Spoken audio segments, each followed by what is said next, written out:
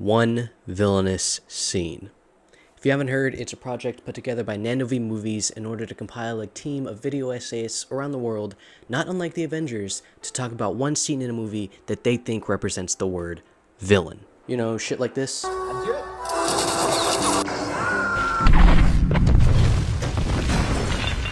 Yep, pretty villainous. If this is the first video of mine you're watching, hi, I'm Vegas. I make videos about niche topics in video games, and now I guess movie reviews. So if you like that sort of thing, consider subscribing. Please? So for this video, I would try to channel my inner gaslighter and talk about a movie like Taxi Driver or Joker, but I wanted to do something a little different, something outside of the box, if you will. Talk about a movie that people may not think of when they hear the word villain. So the movie I'm talking about here is the Safdie brothers' 2017 crime thriller, Good Time.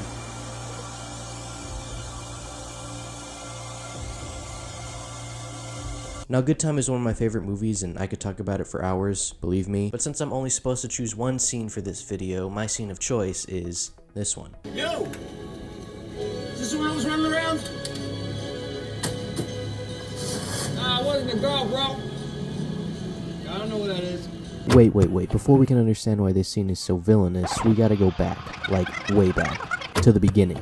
Now, if you've seen this movie before, you probably already know who I'm talking about, and if you haven't, what are you doing here? Now, upon first viewing of this movie, I didn't quite get the story, what the Safdie brothers are trying to tell me. That is, until I figured out that Good Time's secret villain masquerades as the hero.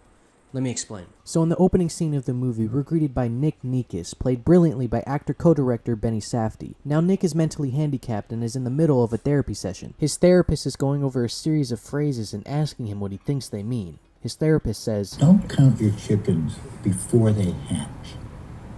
What does that mean to you, that expression? Nick replies, "Don't count your chicken." taking this literally. And if we want to dig a little deeper, the phrase "don't count your chickens" is subtle foreshadowing for the events about to happen, and the character we're about to meet. But we'll get to that later. Anyway, the scene goes on for a little while longer, and it's clear that Nick doesn't want to be there. It's then that we're greeted to the main character, Connie, Nick's brother, or the villain. It's here that we get to see Connie's complete control over his brother. This is shown by when he enters the room, the camera dramatically zooms to a close-up. He literally steals the scene. It's his. You can't have it. Connie then coerces Nick to rip up the paper his psychiatrist was writing on, and they leave the room together. Now, I think it's pretty clear that Connie cares for his brother, except the way he goes about it is all wrong. You see, I don't think Connie wants to admit to himself that his brother is mentally handicapped, therefore doesn't want to treat him or others to treat him like he is. This is evident in the hallway scene right after the opening. Connie looks at another mentally handicapped person and says, "Is that what you think you are?"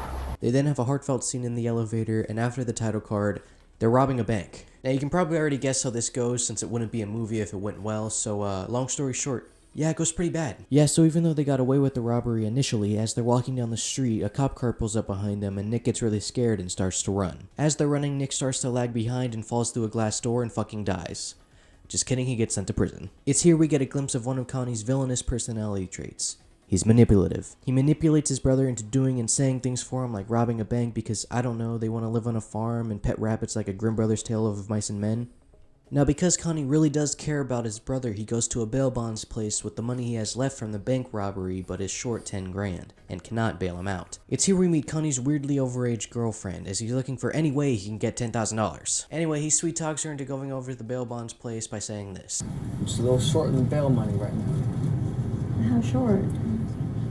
It's like a few thousand. Now, just seconds before, Connie also lied about why his brother was in jail, saying that his therapist was abusing him. This is his second villainous personality trait, pathological lying. Thankfully, his girlfriend's credit card declines and is unable to pay him the $10,000 needed to bail his brother out. This is when Connie learns that Nick got in a fight in jail and is now in the hospital. Now, this is when things start to get a little crazy as Connie just strolls into the hospital, not realizing that there's cops everywhere. Anyway, he finds who he thinks to be his brother, but there's a cop standing in the doorway, so he leaves, but not before brilliantly planning the idea of going to the vending machine in the cop's head. Want something from the vending machine? No, I'm good. Thank you. Go down to vending and get some coffee. So Connie silently breaks his brother out of the hospital and makes his way to a bus outside, but not before frantically asking an old lady if he can get on first. As the bus is making its final stop, Connie realizes he has nowhere to go, so follows the old lady from earlier home. He knocks on her door and begs her to let him in, making up some quick lie that he locked his keys inside his house and needs to use her phone to call his mother. Seeing as his mother didn't pick up, I wonder why, He then asks the woman for a place to stay. She's hesitant at first, but then agrees and gives him and his brother a room. This is when we're introduced to Crystal, the granddaughter of the old lady. Crystal is 16. She immediately takes interest in Connie, they get to talking, and this happens. Yeah. Now, I believe Connie personally didn't want to get with this girl, but since his picture appeared on the nightly news while they were watching it, he had to do something. This is because Connie is scarily cunning, his third villainous personality trait. You see, I believe that if Connie was forced to play the alliteration name game in 7th grade like I was, he would call himself Cunning Connie. These are the jokes. This is seen just seconds before while they got to talking. Connie puts on the charm and says this. I think I was a dog in a previous life. That's why they love me so much. Connie is weighing his options. He doesn't want to get with this girl, but he's leaving the option open if it arises. Still terrible though. Thankfully, their kissing scene is interrupted when Connie's brother wakes up. Now, I don't know about you guys, but I fucking screamed when it was revealed he got the wrong guy. This brings me back to the saying from the beginning of the movie, don't count your chickens before they hatch. You see, Connie is constantly counting his chickens before they hatch, so to speak, thinking things are going to happen one way when in reality they happen another, and he has to accommodate for them. Now this is when we meet my favorite character, Ray, a former convict on parole. Ray explains to Connie that he can't go back to jail and that he basically fucked up his plans to lead a better life by breaking him out of the hospital. Which he did. So Connie makes a last-minute plan to sneak Ray back into the hospital. He steals the old lady's car and takes Crystal with him. But of course, since Connie counts his chickens before they hatch, when he gets to the hospital, there's a lot of cops everywhere. And since he's now a wanted man, they go to White Castle. Now this part's really funny to me because when they pull up to White Castle, there's a music cue that makes it seem a lot more dramatic than it actually is.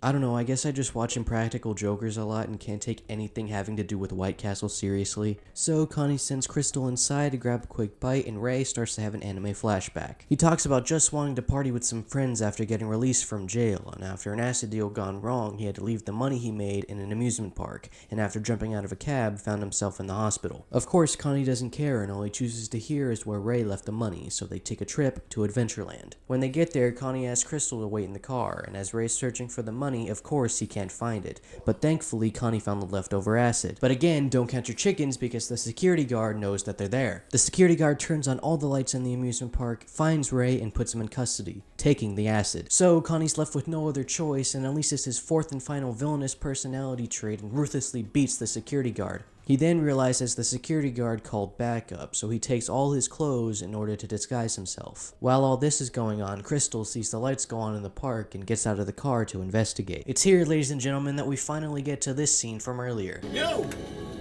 Is this the one I was running around? Nah, it wasn't a girl, bro. I don't know what that is. It's so good, dude. Like, what the fuck? You see, the reason why this scene is so good is because it's the culmination of every one of Connie's villainous traits. He ruthlessly knocks out the security guard, is lying to the cops, his cunning charm from earlier saves his ass from Crystal, and now he's manipulating Ray. You see, not only is he the villain for making out with a little girl, not only is he the villain for forcing his brother to rob a bank, he's the villain because what he thinks he's doing is right. Is that not the definition of villainy? And don't even get me started on the music and the acting, the fucking da-na-na. I don't know who that is. It's so me. You know, I really should talk about the score for this movie. If you have the time, go listen to it. But even though sometimes it sounds like a bad Death Grip song, thank you to however you pronounce this name. I listen to your shit all the time to feel like the main character. You see, I would end this video here, but Connie makes this whole fucking movie one villainous scene. You see, he steals the security guard's car with Ray and drives to his own apartment to take shelter for the night. And then he has this iconic scene with Ray. Go fuck yourself, man. Think you're better than me. I am better than you. You know, I did say that ruthlessness was Connie's fourth and final villainous personality trait, but fuck it, I'll add 5. Egotism. This guy even has the audacity to stroll out of the apartment not realizing that there were cops waiting for him outside, and still has me feeling bad for him when he gets captured. Connie even has this look of disbelief as he's sitting in the back of the cop car like he still doesn't understand why he got caught. It's not the ending you want, but the ending that's real. The ending that would happen if this was a real story. You see, to me, the Safdie brothers are very good at crafting real, gritty stories, making you feel like you're a part of this world, making you feel like these characters are not indestructible. The camera then cuts to Nick and his psychiatrist walking to a support group. Now I don't know about you guys, but I cry every time the credits roll on Nick's face as he finally discovers that he'll get the help he deserves. He'll finally have choices he'll get to make on his own, free from his brother's control. I just want to say thank you to everybody who watched this video. It was definitely last minute, but I had fun. Let me know what you want to see next. I could do one marvelous scene or one excellent scene, even though I don't like X-Men. But yeah, I definitely have other movies that I would like to talk about in the future, so there'll definitely be more. That being said, if you like this video, consider subscribing, or click over here to watch another one of my videos before you make that commitment. Okay, I think that's it. Thanks again for watching. Bye.